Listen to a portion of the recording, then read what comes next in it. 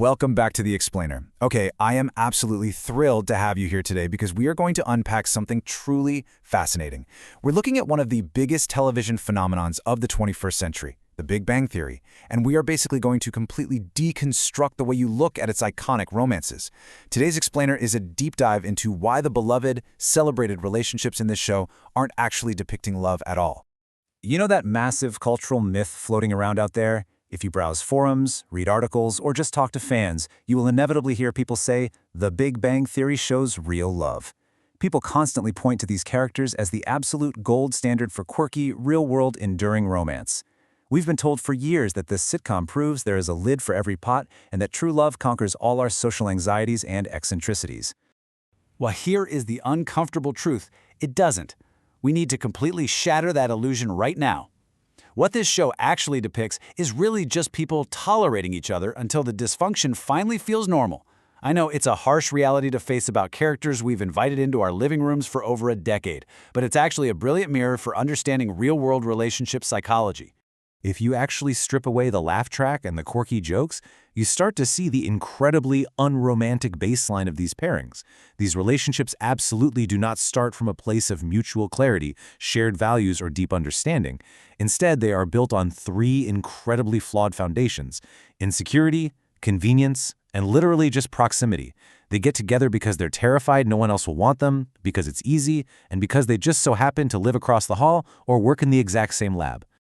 Okay, let's dive straight into this. Case Study 1, Leonard and Penny, and the concept of the power gap. When you put their internal mindsets side by side, a massive mismatch appears. On one hand, you've got Leonard. His entire operating framework in the relationship is, man, I am so lucky she chose me. He is constantly operating from a deficit. On the other hand, we have Penny, whose baseline feeling for a huge portion of their romance is basically just, well, this is good enough. They definitely aren't looking at each other as equals who just found their perfect counterpart. So the crucial takeaway here is this. What we are seeing between Leonard and Penny is absolutely not a balanced partnership, no matter how hard the show tries to frame it that way. The clinical verdict here is silent inequality. It's this deep relationship imbalance that is masquerading as a balanced partnership.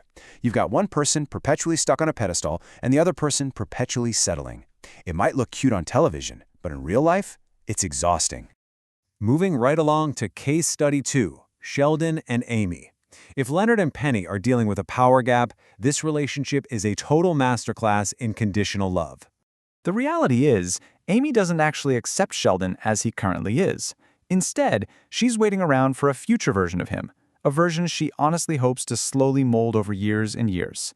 And on the flip side, Sheldon isn't actively leading or deeply investing in the relationship's progress at all. He merely reacts to pressure over time. She pushes hard enough, and he finally yields. Which brings us to the clinical verdict for Sheldon and Amy.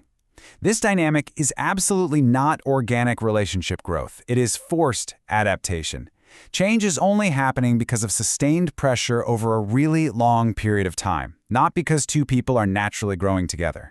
It's a dynamic built on exhaustion and yielding, rather than mutual, enthusiastic evolution. All right, Case Study 3, Howard and Bernadette. This couple brilliantly illustrates a completely different dysfunctional dynamic, which is the control loop. When you look at their actual dynamic, the reality of their marriage becomes incredibly clear.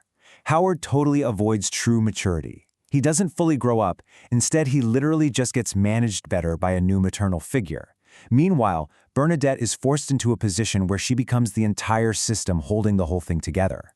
She isn't a wife to a partner. She is basically an administrator to an adult child. The final verdict for this couple is heavy. This dynamic is not a true partnership at all. It is structured dependency. It's an entire relationship built around one partner managing the other's life, finances, and responsibilities. The comedy of the sitcom completely masks the fact that this is a highly stressful, totally unbalanced way to live.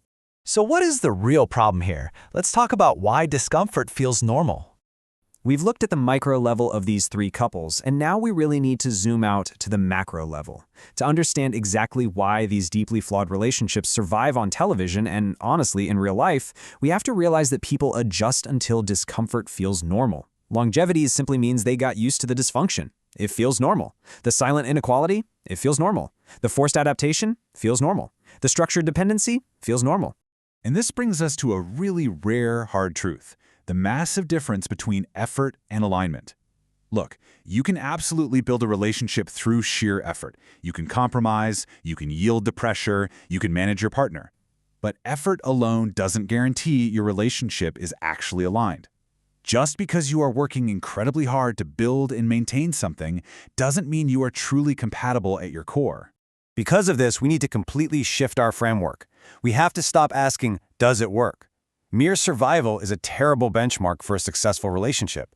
The fact that a relationship works or that two people just haven't broken up yet does not mean it's fulfilling, healthy, or truly loving. We really have to raise our standards beyond just making it work. Which leaves us with the ultimate relationship test. Is this actually what I want or just what I got used to?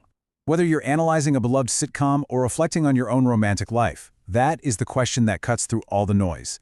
It directly challenges the silent inequalities, the forced adaptations, and the structured dependencies. Take a moment, really think about that, and I'll see you in the next explainer.